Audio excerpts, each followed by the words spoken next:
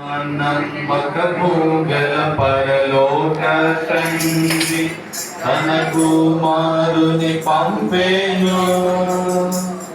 రక్తము చిందించి ఆ పాపము కడుగా సిలువపై అర్పించెను. సిలువపై అర్పించెను. త్యాగ సహిత ప్రేమ చూపి నెరవేర్చే నిబంధనలు. త్యాగ సహిత ప్రేమ చూపి నెరవేర్చే నిబంధనలు. మనలాగు తానే నిర్మించే కనుక మనలాగు ప్రేమించెను. మనలాగు తానే నిర్మించే కనుక మనలాగు ప్రేమించెను. మనలాగు ప్రేమించెను.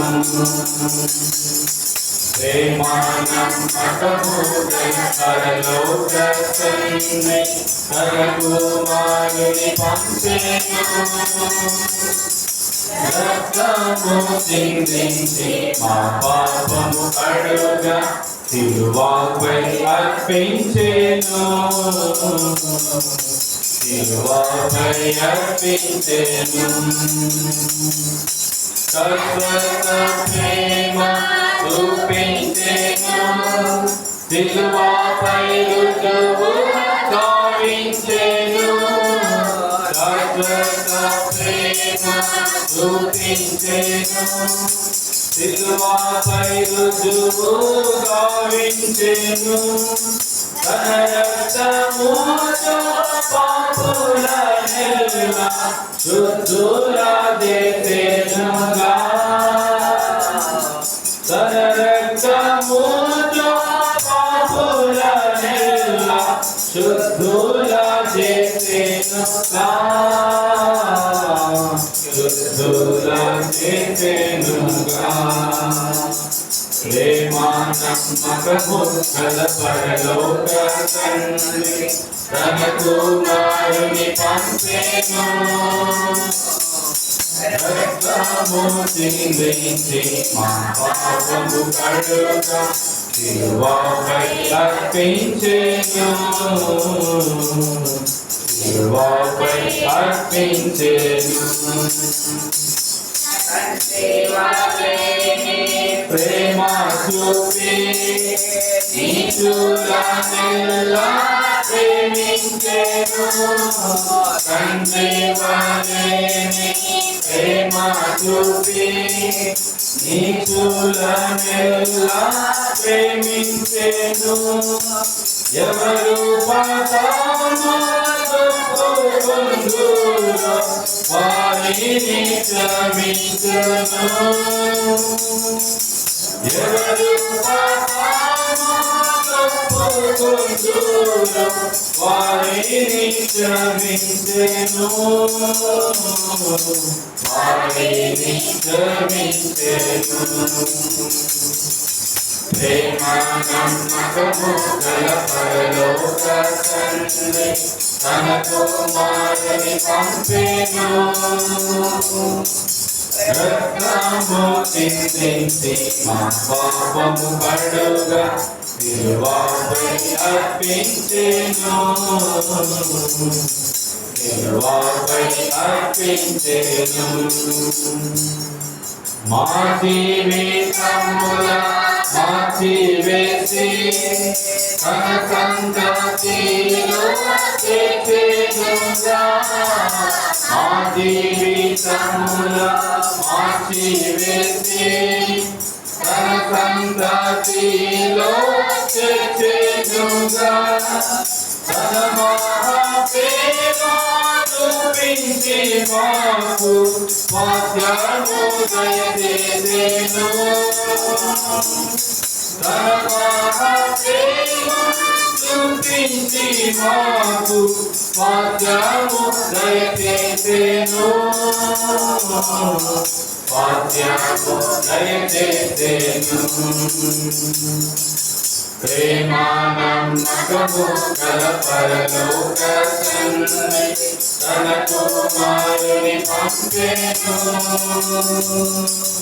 రక్తము చిందించి మా పాపము కడుగా శిలువపై అర్పించెను.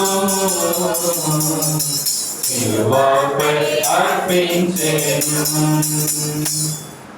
ఆత్మ శరీర ప్రాణములను అర్పించి ప్రభువును స్తుతింతుము.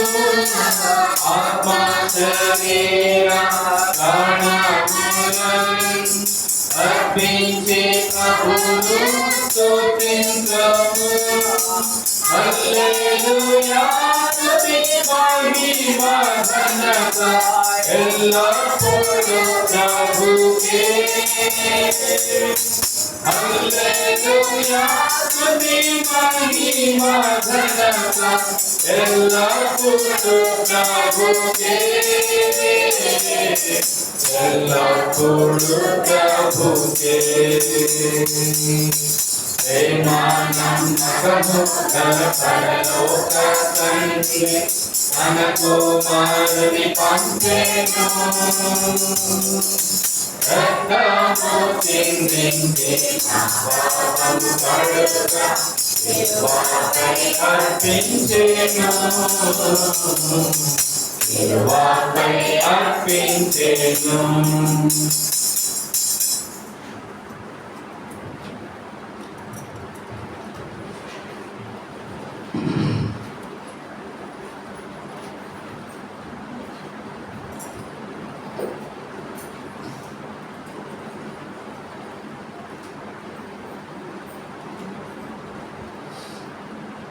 జీవములను ఆరాధించిన పూర్వము పరిశుద్ధమైన బైబిల్ నుండి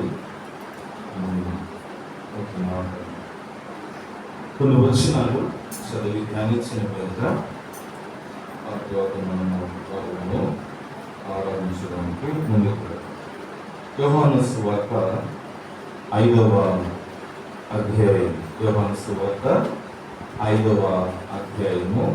కొత్త నిబంధనలో పేజీ సంఖ్య 84. కొత్త నిబంధనలో పేజీ సంఖ్య 84. యోహాను సువార్త 5వ అధ్యాయము 1 నుంచి 5వ వచనం వరకు మనము మార్చి చదువుకుంటాం. అటు తర్వాత మొదటి వచ్చి నేను చదువుతాను, ఆ తర్వాత 2 ఇచ్చాను. అటు తర్వాత యూదుల పండుగలకు వచ్చాను కనుక యేసు యెరూషలేమునకు వెళ్ళెను.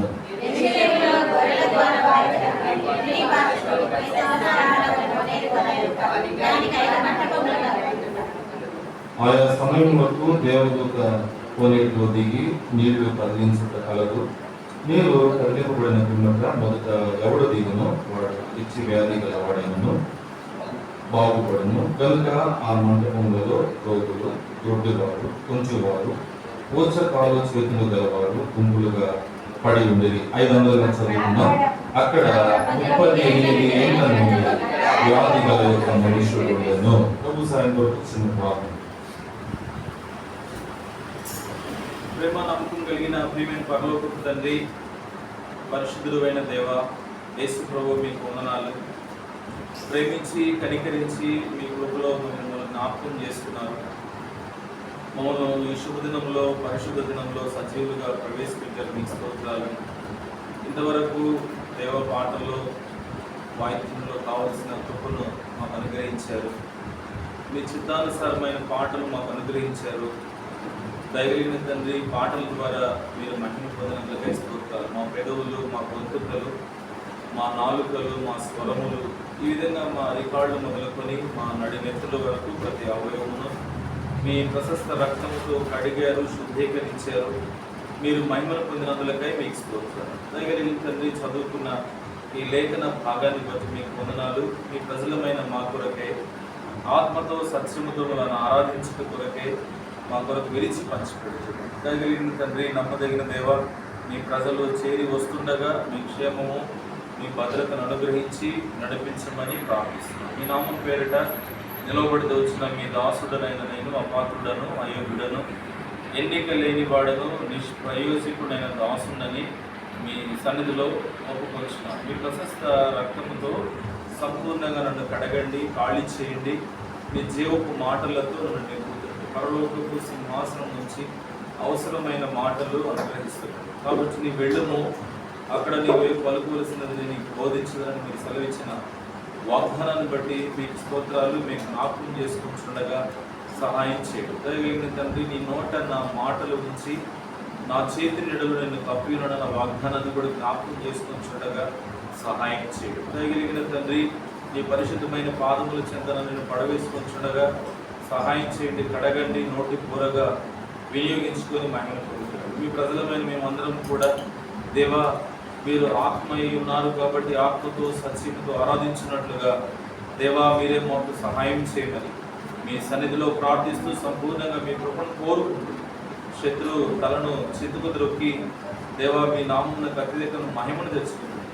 యేసు ప్రభు పరిశుద్ధ నామం పేరిట స్తుతించి ప్రార్థించి అడిగి వేడుకొనుచున్నాము తండ్రి, ఆమేన్.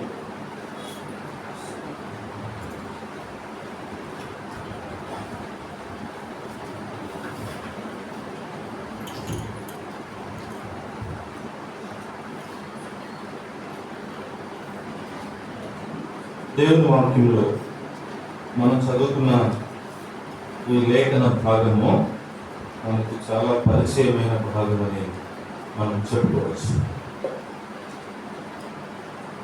5వ వచనాన్ని కనుక మనం గమనిస్తే అక్కడ 38 ఏండ్ల నుండి వ్యాధి గల యొక్క మనుష్యుడు ఉండెను అని రాశారు. కాబట్టి యేసు ప్రభు భూమి మీద జీవించిన దినాల్లో పండుగ ఒకటి వచ్చినట్లుగా రాయబడుతూ వచ్చింది. కాబట్టి ఆ పండుగకు దేవుని ప్రజలందరూ కూడా దేవుని మందిరానికి వెళ్ళి ఆరాధించుట వారికి ఆ విధంగా నేర్పించబడుతూ వచ్చారు. పండుగ కాలాలు దేవుని మందిరానికి వెళ్ళి, దేవుని వాక్యంలో పండుగలు ఉన్నాయి, ఆ పండుగల సమయంలో దేవుని ప్రజలు దేవుని ఇంటికి వెళ్ళి దేవుణ్ణి ఆరాధిస్తూ ఉంటారు. కాబట్టి ప్రతి ఆదివారం మనకు ఒక పండుగే, ప్రతి మంగళవారం ఒక పండుగే, ప్రతి శుక్రవారం మనకు ఒక పండుగే. ఎందుకంటే మనము దేవుని మందిరానికి వస్తున్నాం కాబట్టి ఇవన్నీ కూడా మనకు పండుగలే. ఇంకేమైనా కూడికలు జరిగితే అవి కూడా మనకు పండుగలే. కాబట్టి ఒక పండుగ వచ్చింది. ఆ పండుగకు యేసుక్రీస్తు ప్రభు యెరూషలేమునకు వచ్చాడు, యెరూషలేమునకు వెళ్ళాడు. ఇక్కడ ఒక విషయాన్ని మనం జాగ్రత్తగా గమనిస్తే, యెరూషలేముకు వెళ్ళాడు, అయితే యెరూషలేము లోనికి వెళ్ళలేదు, అంటే మందిరం లోనికి వెళ్ళలేదు. ఎక్కడికి వెళ్ళాడు చదవండి, 2వ వచనంలో. యెరూషలేములో చూడండి, గొర్రెల ద్వారము దగ్గర ఎబ్రీ భాషలో బెతెస్దా అనబడిన ఒక కోనేరు కలదు. ఇక్కడ ఒక కోనేరు ఉంది, ఎబ్రీ భాషలో దానికి బెతెస్దా అనే పేరుంది. అయితే యేసు ప్రభు బెతెస్దా దగ్గరకు వెళ్ళాడు, బెతెస్దా దగ్గరకు వెళ్ళాడు. మనము యేసు ప్రభు యొక్క సంచార క్రమంలో చూసినప్పుడు బైబిల్ గ్రంథంలో ప్రతి సంచారానికి ఒక కారణం చూస్తాం. అంటే ఆయన ఎక్కడికి వెళ్ళినా, ఆయన ఎక్కడ రాత్రి బస చేసినా మనము క్షుణ్ణంగా బైబిల్ అంటే దేవుని వాక్యాన్ని జాగ్రత్తగా గమనిస్తే ప్రతి దానికి కూడా ఒక కారణం ఉంది, ఒక కారణం ఉంది. ఇక్కడ యేసు ప్రభు ఎక్కడికి వచ్చాడు అంటే యెరూషలేముకు వచ్చాడు. అయితే బెతెస్దా అనబడిన కోనేరు దగ్గరకు వచ్చాడు. సరే, ఇది మనము లాస్ట్ లో చూద్దాం.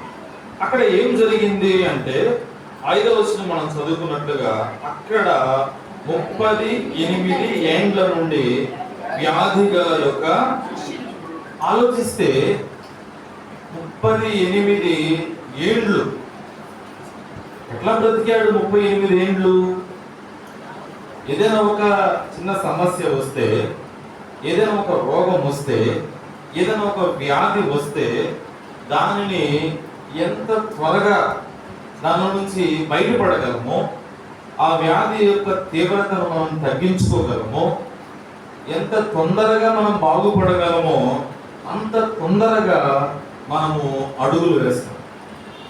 దానికోసము ధనాన్ని ఖర్చు పెడతాము, సమయాన్ని ఖర్చు పెడతాము, దాని విషయమై ఎంతో శ్రద్ధ మనం కలిగి ఉంటాం. ఇక్కడ ఒక విషయానికి వస్తే, అంటే ఈ వ్యక్తి యొక్క అనుభవాల్లో మొట్టమొదటి అనుభవము మనం ఏమని చెప్పుకోవచ్చు అంటే, ఇతడు దీర్ఘకాల వ్యాధిగ్రస్తుడు అని మనం చెప్పచ్చు. దీర్ఘకాల వ్యాధిగ్రస్తుడు అని చెప్పచ్చు. అది మొట్టమొదటి. రెండవదిగా చూస్తే 6వ వచనంలో ఇట్లా ఉంది, యేసు వాడు పడి ఉండుట చూచి. ఈ వ్యక్తి యొక్క రెండవ అనుభవం ఏంటి అని మనం ఆలోచిస్తే, కొంతమంది అనారోగ్యం ఉన్నా కూడా వాళ్ళు లేస్తారు, నడుస్తారు, పని చేస్తారు, వాళ్ళ పనులు వాళ్ళు చూసుకుంటారు, వాళ్ళ కార్యకలాపాలను అయిపోతూ ఉంటారు. కానీ ఈ వ్యక్తి ఎట్లా ఉన్నాడంటే, పడి ఉన్న వ్యక్తి, అంటే తాను లేవలేని స్థితిలో ఉన్నాడు. ఎంతకాలం నుంచి లేవలేని స్థితిలో ఉన్నాడంటే 38 ఏళ్ల నుంచి ఆ వ్యక్తి లేవలేని స్థితిలో ఉన్నాడు. రెండవదిగా ఈ వ్యక్తి యొక్క అనుభవం ఏంటంటే, అతడు లేవలేనివాడు, అంటే తనను తానుగా బలపరుచుకోలేనివాడు, లేకపోతే ఇక్కడ రాయబడి ఉన్న మాట ఏంటంటే పడి ఉన్నవాడు అని చెప్పచ్చు. మూడవదిగా చూస్తే ఇదే 6వ వచనము, యేసు వాడు పడి ఉండుట చూసి వాడు అప్పటికి బహుకాలము నుండి ఆ స్థితిలో ఉన్నాడని ఎరిగి. కాబట్టి ఇప్పుడు యేసు ప్రభు ఆ దీర్ఘకాల వ్యాధిగ్రస్తుని దగ్గరకు వచ్చాడు. రెండవదిగా పడి ఉండుట చూశాడు. మూడవదిగా చూస్తే వాడు అప్పటికి బహుకాలము నుండి ఆ స్థితిలో ఉన్నాడని ఎరిగాడు. అంటే మూడవదిగా చూసినప్పుడు ఆ వ్యక్తి యొక్క అనుభవం ఏంటంటే, ఆ వ్యక్తిని చూసిన వెంటనే ఈ వ్యక్తి ఇప్పటి రోగి కాడు అనేది అర్థమైంది. ఎందుకు అర్థమై ఉంది? ఒకవేళ తాను మురికి పట్టిపోయి ఉన్నాడేమో, తన జుట్టంతా పెరిగిపోయిందేమో, తను చూసినప్పుడు అసహ్యంగా ఉన్నాడేమో, లేకపోతే కొంచెం దగ్గరికి వెళ్ళాలని ప్రయత్నం చేస్తే కంపు కొట్టాడేమో. ఎందుకంటే పడి ఉన్న వ్యక్తి. కాబట్టి ఇటువంటి పరిస్థితుల్లో యేసు ప్రభు ఆ వ్యక్తిని చూసినప్పుడు యేసు ప్రభుకి ఏమర్థమైందంటే, ఈ వ్యక్తి బహుకాలము నుండి ఈ స్థితిలో ఉన్నవాడు అని యేసు ప్రభుకు అర్థమవుతుంది. కాబట్టి ఈ వ్యక్తిని మనం ఏమని చెప్పుకోవచ్చు? మూడవ అనుభవం అంటే బహుకాలము నుండి పడి ఉన్న వ్యక్తి అని చెప్పుకోవచ్చు.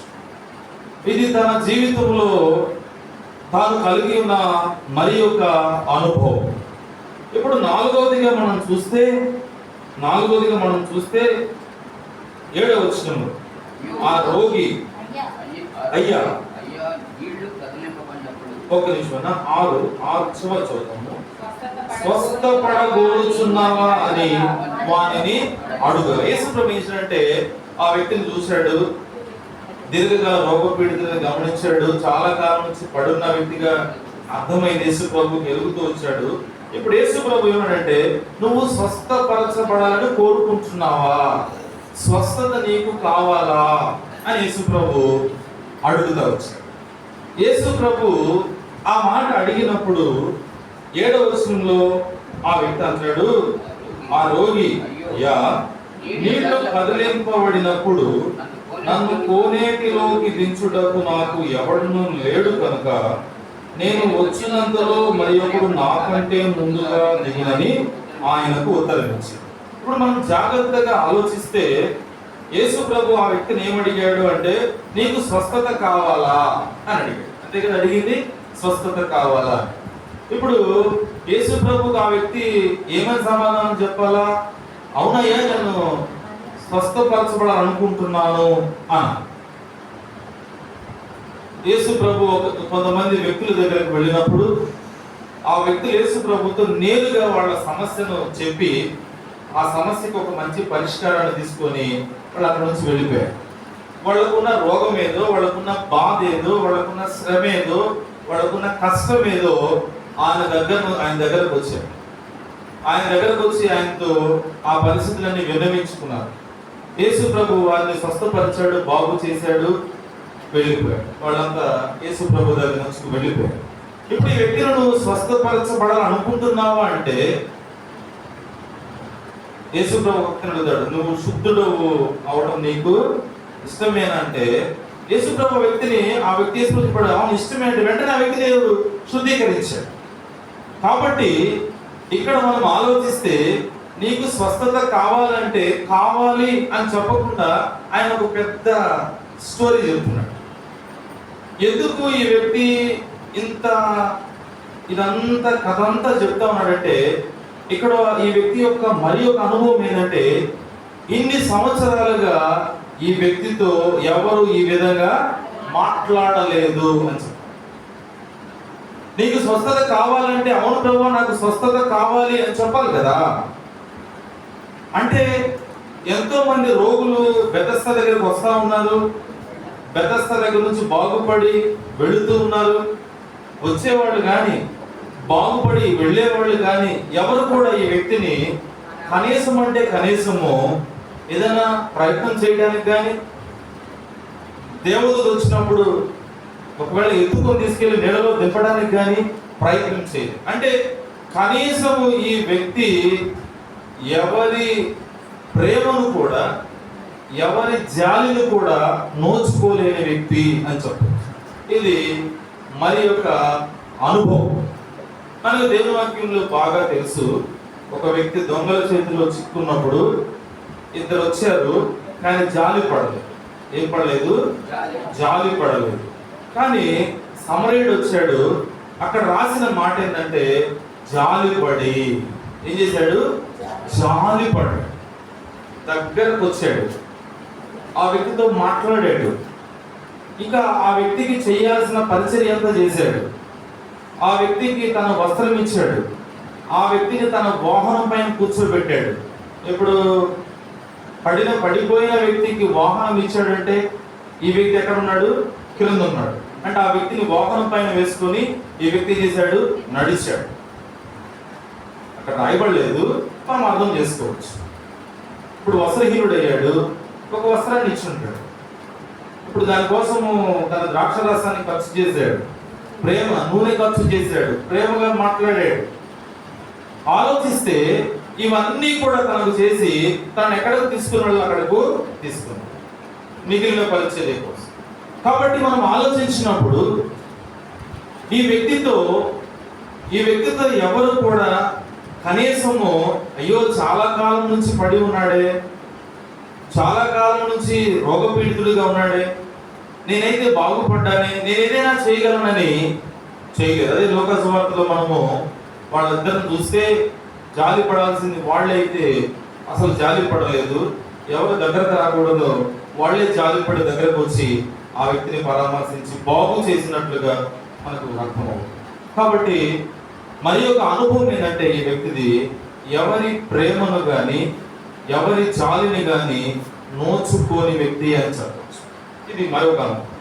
ఇది 4. 5వదిగా చూస్తే ఆయన అంటాడు, ఆ రోగి అయ్యా 7వ నీళ్లు కదిలింపబడినప్పుడు నన్ను కోనేటిలోకి దించుటకు నాకు ఎవడును. కాబట్టి ఈ వ్యక్తి అనాథ అని చెప్పచ్చు. ఈ వ్యక్తి అనాథ అని చెప్పచ్చు. ఇది ఒక వైపు నుంచి వచ్చిన. మరి ఈ వ్యక్తి అనాథ అయితే ఈ వ్యక్తిని ఎవరు కోనేటి దగ్గరకు తీసుకొచ్చారు? యేసు ప్రభు ఆయన దగ్గరకు వచ్చాడు. మరి ఎవరు ఈ వ్యక్తిని కోనేటి దగ్గరకు తీసుకొచ్చారు? కాబట్టి మనకు యేసు ప్రభు కాదు, శిష్యులు కాదు, కానీ ఈ వ్యక్తికి కొంతమంది కుటుంబ సభ్యులు ఉన్నారు. ఎవరో ఉన్నారు, ఎవరో లేకపోతే అక్కడ దాకా రాలేదు. మరి నాకు ఎవరూ లేరని చెప్తున్నారేంటి, ఎందుకు చెప్తా ఉన్నాడంటే ఒకవేళ వాళ్ళు ఉన్నా కూడా ఈ వ్యక్తికి వాళ్ళు ఉపయోగము లేదు. ఇప్పుడు మనకు ఒక విషయం గుర్తుకు రావాలి. ఏబు చాలా మంచిగా బ్రతికాడు. ఇప్పుడు ఏబు కొంచెం కష్టం వచ్చింది. ఇప్పుడు ఏబు భార్య ఏమంది, ఇంకా ఏం యథార్థత, ఇంకా ఏం దేవుడు, ఏదైనా ఒక మాట అంటే అయిపోతుంది కదా అంటే ఆయన అప్పుడు కూడా ఆమెను కూడా దూషించకుండా ఒక మంచి అద్భుతమైన సమాధానం చెప్తాడు. ఇప్పుడు చూడండి, ఏమేమో చాలా కష్టస్థితిలో ఉన్నాడు.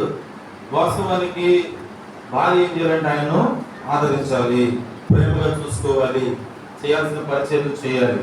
ఇప్పుడు దానికి అది చేయకపోగా ఒకవేళ చేసిందేమో, కానీ ఇప్పుడు ఏమంటుందంటే ఇంకా ఏమి యథార్థత, ఇంకా నువ్వు ఆగిపో అని చెప్పి. ఇప్పుడు ఏరుకు భార్య ఉన్నట్టా లేదా? ఉన్నట్టా లేనట్ట? ఉన్నా లేనట్టే. ఉన్నా ఇంకంతే, ఉన్నా లేనట్టే. ఇంకా అందుకే మనం చెప్పుకున్నాం, ప్రేమకు కేరా పట్రస్ ఎవరంటే స్త్రీలు, అంటే భార్యలు లేకపోతే ఎవరైనా స్త్రీలు.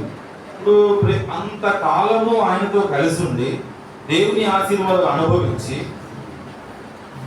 ఇప్పుడు ఏమంటుందంటే ఇంకా ఏం దేవుడు నువ్వు ఆగిపో అంటుంది. కాబట్టి భార్య ఉందే కానీ ఉన్నట్టుగా లేదు, అటువంటి పరిస్థితి. ఇప్పుడు ఈ వ్యక్తికి కొంతమంది వ్యక్తులు ఉన్నారు, తీసుకొచ్చి కోనేటి దగ్గర పడేశారు, ఇంకా ఆయన విషయం పట్టించుకో. కాబట్టి ఒకవైపు చూస్తే అనాథగా ఉన్నాడు, ఇంకొక వైపు చూసినప్పుడు అందరూ ఉన్నా కూడా ఏమీ లేని వాడుగా నిస్సహాయ స్థితిలో ఉంది. కాబట్టి ఈ వ్యక్తి యొక్క అనుభవం చూసినప్పుడు చాలా దయనీయమైనగా కనపడతా ఉంది. ఈ వ్యక్తి యొక్క అనుభవం చూసినప్పుడు చాలా భయంకరమైనవిగా మనకు కనపడతా ఉన్నాయి. ఇప్పుడు ఈ వ్యక్తి ప్రయత్నం చేస్తూ ఉన్నాడు, నన్ను ఎవరైనా తీసుకెళ్తారా, ఒకరు అలసాడేమో, నన్ను ఎవరైనా కాపాడుతారా, అలసాడేమో, లేకపోతే బాగుపడి వెళ్ళేవాళ్ళను బ్రతిమాలాడేమో, ఏం లేదు, ఎవరి దగ్గరికి రాలేదు. ఎందుకంటే వాసన కొడుతున్నాడు, పంపు కొడతాం, ఎవరు ఎత్తుకోవడానికి ఇష్టపడట్లేదు. యేసు ప్రభు కేవలము ఈ వ్యక్తి కొరకు వెళ్ళాడు. యేసు ప్రభుకు తెలుసు 38 ఏళ్ల నుండి ఒక వ్యక్తి అక్కడ రోగ పీడితుడై పడి ఉన్నాడు. యేసు ప్రభుకు తెలుసు ఒక వ్యక్తి సేన అనే దెయ్యము చేత బంధించబడి ఎంతో గొప్ప నష్టాన్ని అనుభవిస్తా ఉన్నాడు. యేసు ప్రభుకు తెలుసు ఒక స్త్రీ తన వ్యాధిని బట్టి ఎంతో నష్టాన్ని అనుభవిస్తూ ఉంది. యేసు ప్రభుకు తెలుసు ఒక స్త్రీ 18 ఏళ్ల నుండి వంగిపోయి ఉంది. యేసు ప్రభుకు తెలుసు ఒక వ్యక్తి గుడ్డివాడుగా త్రోవ పక్క నుండి అడుక్కుంటున్నాడు. కాబట్టి తన మార్గాలను చూసినప్పుడు మనకు మత్తయి సువార్త 9వ అధ్యాయంలో ఆయన తన పట్టణంలోనికి వచ్చినట్టు రాయబడి. ఎందుకు వచ్చాడు అక్కడికంటే ఒక స్త్రీ ఉంది ఆ పట్టణంలో, ఆ గ్రామంలో ఒక స్త్రీ ఉంది, ఆ ప్రదేశంలో ఒక స్త్రీ ఉంది, కేవలం ఆమెను బాగు చేయి. కాబట్టి ఇప్పుడు యేసు ప్రభు ఇక్కడ రావడంలో ప్రధానమైన ఉద్దేశం ఏంటంటే ఒక వ్యక్తి ఉన్నాడు, ఆ వ్యక్తి చాలా దయనీయమైన స్థితిలో ఉన్నాడు, ఆ వ్యక్తి బాగుపడాలి, ఆ వ్యక్తి నేను బాగు చేయాలి. ఇప్పుడు చదవండి 8వ వచనం. యేసు నీవు లేచి నీ పరిపెత్తుకొని నడువమని వానితో 38 ఏండ్ల నుండి పడిపోయి లేవలేక, కూర్చోలేక, నిలబడలేక, కోనేటిలో దిగలేక, స్వస్థత పడలేక, బాగుపడలేక, ఇంటికి వెళ్ళలేక పడి ఉన్న వ్యక్తిని యేసు ప్రభు అన్నాడు, నీ పరిపెత్తుకొని నడుమని వానితో చెప్పగా వెంటనే, అంటే 38 సెకండ్లు కూడా కాదు, 38 సెకండ్లు కూడా కాదు, 38 సెకండ్లు కూడా అవ్వక ముందే ఆ వ్యక్తి ఏం చేశాడు, వెంటనే వాడు స్వస్థత నుండి తన పరుపెత్తుకొని నడిచెను. కాబట్టి ఈ వ్యక్తి యొక్క జీవితాన్ని మనం ఆలోచించినప్పుడు ఆయన అనుకుని ఉంటాడు, నేను ఈ రోగంలోనే నశించిపోతాను, నేను ఈ వ్యాధిలోనే చనిపోతాను, ఇంకా నా జీవితం ఇక్కడ వరకు ఆగిపోతుంది. కాబట్టి ఏ విధమైన నిరీక్షణ కూడా అతను కోల్పోతూ వచ్చాడు, ఏ నిరీక్షణ కూడా లేకుండా ఉన్నాడు. కానీ కనీసం అక్కడ నుంచి వేరే చోటకు తీసుకెళ్లే వ్యక్తులు కూడా ఆయనకు లేరు, ఒంటరిగా ఉన్నాడు. అటువంటి పరిస్థితుల్లో ఆ వ్యక్తి ఉన్నప్పుడు దేవుడు ఆ వ్యక్తిని ప్రేమించాడు. ప్రభు ఆ వ్యక్తిని ప్రేమించాడు, ఆ వ్యక్తిని లేపాలనుకున్నాడు, ఆ వ్యక్తిని బాగు చేయాలనుకున్నాడు, ఆ వ్యక్తిని స్వస్థపరచాలనుకున్నాడు, ఆ వ్యక్తికి ఒక మంచి జీవితాన్ని ప్రసాదించాలని అనుకున్నాడు. కాబట్టి నువ్వు లే అంటే లేచాడు, తను పరిపెత్తుకున్నాడు, తాను నడిచాడు. కాబట్టి ఇప్పుడు చదవండి, ఇదంతా ఎందుకు జరుగుతూ వచ్చిందంటే 14వ వచనం. అటు తర్వాత యేసు చూచి ఇదిగో స్వస్థత నొందితివి, మరి ఎక్కువ కీడు నీకు కలుగుకున్నట్లు ఇకను పాపము చేయకుమని. కాబట్టి ఇంత కీడు ఎందుకు కలుగుతూ వచ్చింది ఈ వ్యక్తికి అంటే, పాపాన్ని బట్టి ఈ వ్యక్తికి ఇంత కీడు. ఈ దుస్థితి ఎందుకు అనుభవించాడు 38 సంవత్సరాలు అంటే కేవలం పాపాన్ని బట్టి. తన జీవితంలో తాను దేవునికి విరోధంగా చేస్తూ వచ్చిన ఆ పాపాన్ని బట్టి తాను 38 సంవత్సరాలు భయంకరమైన కీడు తాను అనుభవిస్తూ వచ్చాడు. అయితే దేవునికి విరోధంగా కీడు చేసిన, దేవునికి విరోధంగా పాపం చేసిన, దేవునికి విరోధమైన కార్యాలు తన జీవితంలో తాను చేస్తూ వెళుతూ వచ్చిన దేవుడు తనను ఏం చేశాడు? ప్రేమించాడు. పండుగకి వెళ్ళి తన అలవాటు చొప్పున, తన వాడుక చొప్పున దేవుని వాక్యాన్ని బోధించవలసిన యేసు ప్రభు ఎప్పుడు బెతస్దా అనే కోనేటి దగ్గర పడి ఉన్న ఈ వ్యక్తి దగ్గరకు వచ్చి ఆ వ్యక్తిని బాగు చేసినట్లుగా రాయబడుతుంది. అయితే ఆ వ్యక్తి తన జీవితంలో దేవునికి కృతజ్ఞుడవుతూ వచ్చాడు. ఆ వ్యక్తి తన జీవితంలో దేవునికి కృతజ్ఞుడు అయ్యాడు అనడానికి రుజువు ఏంటంటే మనం చదువుకున్న 14వ వచనంలో, అటు తర్వాత యేసు దేవాలయంలో వారిని. ఇప్పుడు ఆ వ్యక్తి ఎక్కడ కనపడ్డాడు యేసు ప్రభువుకి అంటే, వాళ్ళ ఇంట్లో కనపడలేదు, లేకపోతే ఏదైనా వ్యాపారం చేసుకుంటా కనపడలేదు, ఏదైనా ఉద్యోగం చేసుకుంటా కనపడలేదు, లోకంలో కనబడలేదు, పాపములో కనబడలేదు, దేవునికి విరోధమైన ప్రదేశాల్లో కనబడలేదు, దేవునికి విరోధమైన కార్యాలు చేసే దగ్గర కనబడలేదు. దేవునికి అనుకూలమైన స్థలం ఎక్కడ కనపడ్డాడు? కాబట్టి ఆ వ్యక్తి అనుకోని ఉంటాడు, ఇంత గొప్ప కీడు అనుభవించానే, ఇంత గొప్ప వ్యాధి అనుభవించానే, అయితే నేను బాగుపడతానని అనుకోలేదు, నేను స్వస్థపడతానని అనుకోలేదు. కాబట్టి దేవుడు నన్ను స్వస్థపరిచాడు. కాబట్టి ఇక మీరు నా జీవితం అంతా కూడా ఎక్కడ ఉండాలి? నేను దేవుని యొక్క మందిరంలో. అందుకే మన అపోస్తల కార్యంలో చూస్తాం, పుట్టినది మొదలుకొని కుంటివాడు, ఆ వ్యక్తి పుట్టింది మొదలుకొని, ఇప్పుడు ఎంత వయసు ఉంది అక్కడ రాయబడలేదు, కానీ పుట్టినది మొదలుకొని కుంటివాడు మోయబడతా ఉన్నాడు. దేవాలయానికి కొంతమంది ఎత్తుకొని తీసుకురావాలి, ఇప్పుడు ఇక్కడ నుంచి కొంతమంది ఎత్తుకొని వెళ్ళాలి. ఈ వ్యక్తిని చూస్తే అసలు శాంతం వదిలేశారు, ఎందుకంటే ఒకవేళ అడుక్కుంటే డబ్బులు వస్తున్నాయని ఆ వ్యక్తిని మనం ప్రేమించారని. ఇప్పుడు ఆ వ్యక్తి తన జీవితంలో ఏనాడు కూడా దేవుని మందిరంలో కనీసం అడుగు పెట్టలేదు. ఇప్పుడు ఏమవుతుంది వచ్చిందంటే, దేవుణ్ణి స్తుతించొచ్చు లోపలికి ఏం చేశాడు.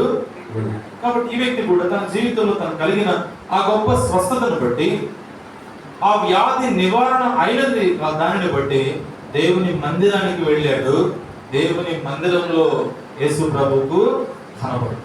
కాబట్టి ఇది నిజమైన కృతజ్ఞత అని చెప్పవచ్చు, ఇది నిజమైన కృతజ్ఞత అని మనము చెప్పవచ్చు. కాబట్టి ప్రియులారా, ఈ వ్యక్తి యొక్క జీవితాన్ని మనం జాగ్రత్తగా గమనిస్తే ఏం అర్థమవుతుంది అంటే, ఈ వ్యక్తి యొక్క జీవితాన్ని మన జీవితాలతో పోల్చుకుంటే చక్కగా సరిపోదు. ఈ వ్యక్తి యొక్క జీవితాన్ని మన జీవితంతో పోల్చుకుంటే ఆత్మ సంబంధమైనదిగా చూస్తే సరిపోతుంది. ఎందుకంటే ఒకవేళ ఈ వ్యక్తి తన శరీరంలో రోగపీడితుడేమో, తన శరీరంలో రోగపీడితుడేమో. ఇప్పుడు చూడండి ఇర్మియా 17:9 మనకు బాగా పరిచయమైన భాగం. టీచర్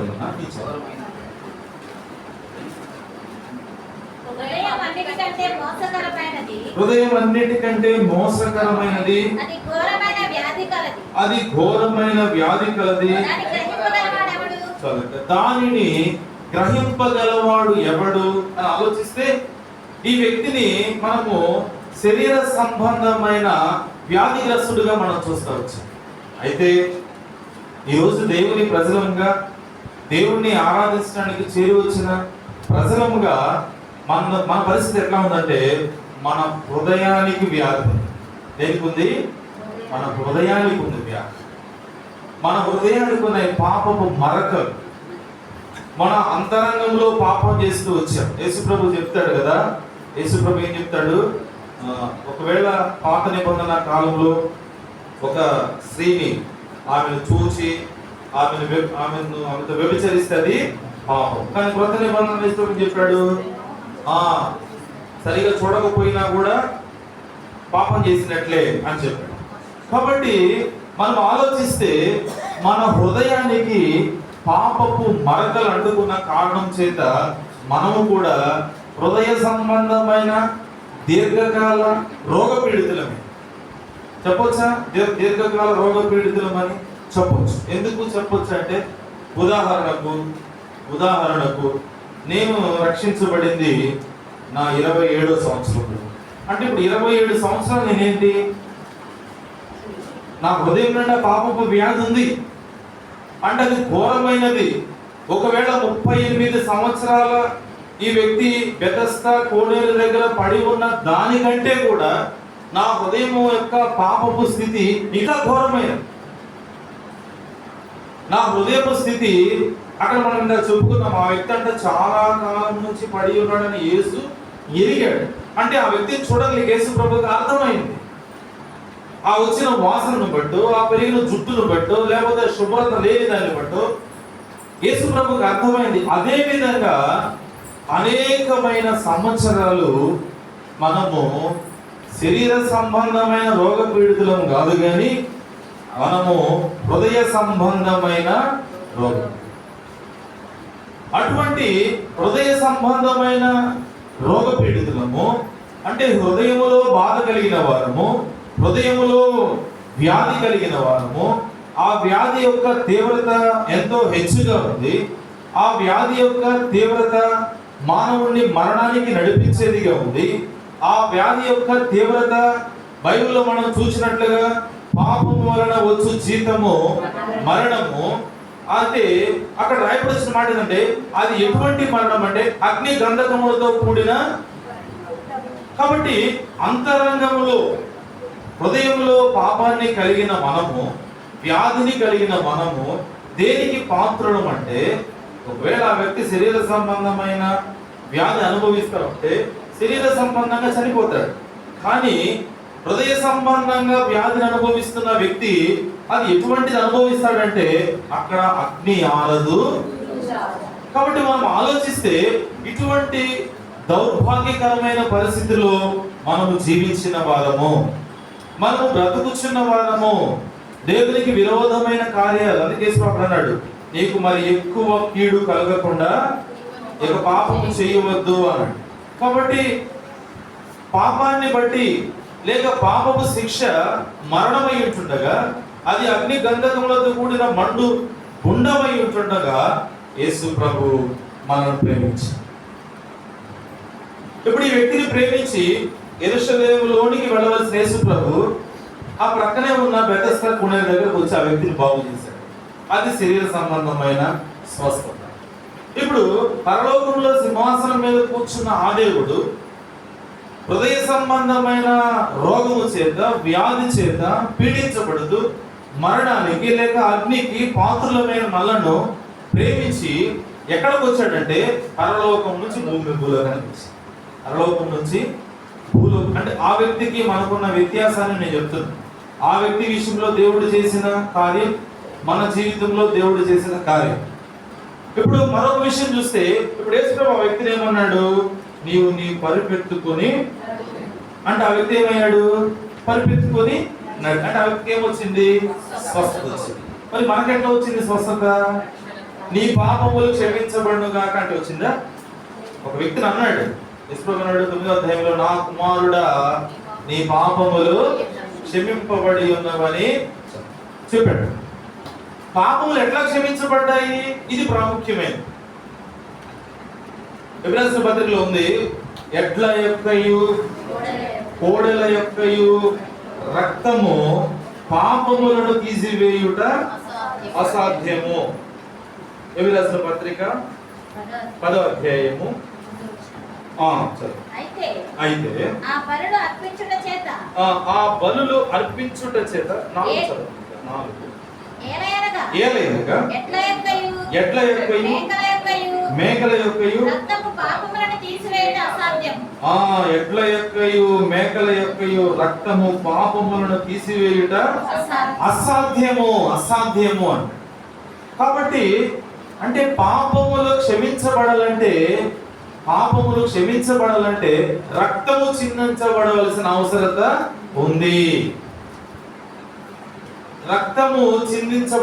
అవసరత ఉంది. మరి అది ఏ రక్తము అంటాడు? ఎడ్ల యొక్క రక్తము గాని మేకల యొక్క రక్తము గాని పాపములను తీసివేయుట అసాధ్యం. అంటే మానవుని యొక్క అంతరంగములో, మానవుని యొక్క హృదయంలో ఉన్న ఆ పాపము మరకలను తొలగించడానికి ఎడ్ల రక్తము గాని మేకల రక్తము గాని ఉపయోగం కాదు, పనికిరాదు. అందుకే పేతురు రాస్తాడు కదా, ఏం రాస్తాడు? నిర్దోషమైన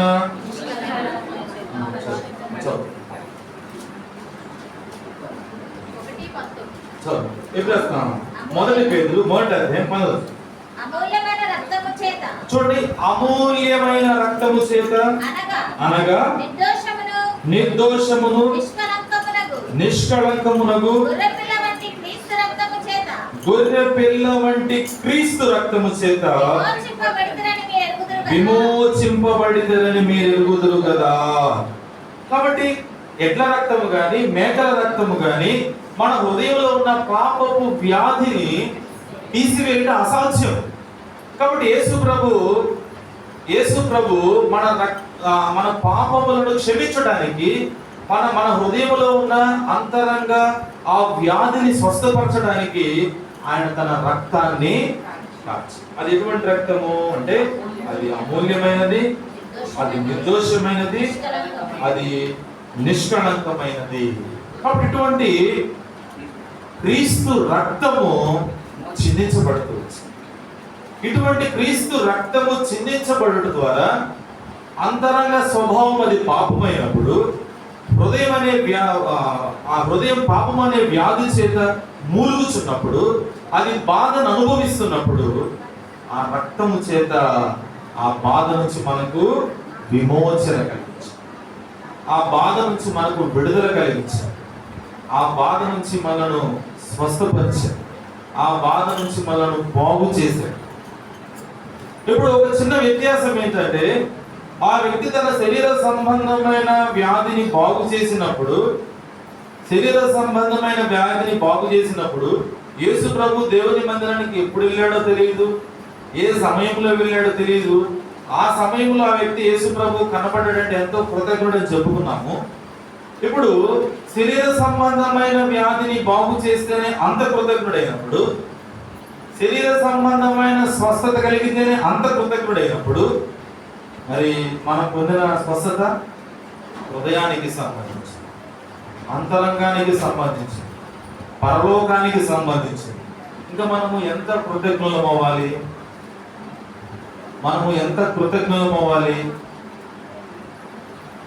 ఎంతగా ప్రభువును మనం స్తుతించాలి, ఎంతగా దేవుని మందిరంలో మనం కనబడాలి.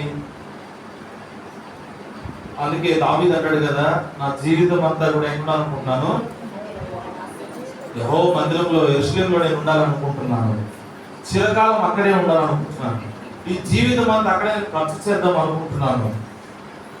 ఏమి కారణం అంటే దేవుడు తన కొరకు చేసిన కార్యాలను తాను ఆలోచించినప్పుడు ఆయన అటువంటి నిర్ణయానికి వచ్చాడు. అప్పుడు దేవుడు మన ఎడలు చేసిన కార్యాలు వారి కంటే కూడా గొప్ప కార్యాలు.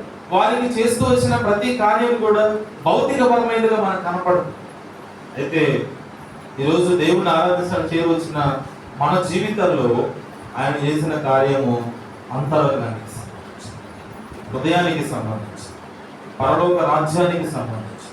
ఈ రక్షణ మనం ఏం చేస్తుంది? పరలోక రాజ్యానికి పాత్రులుగా మనం చేస్తాం.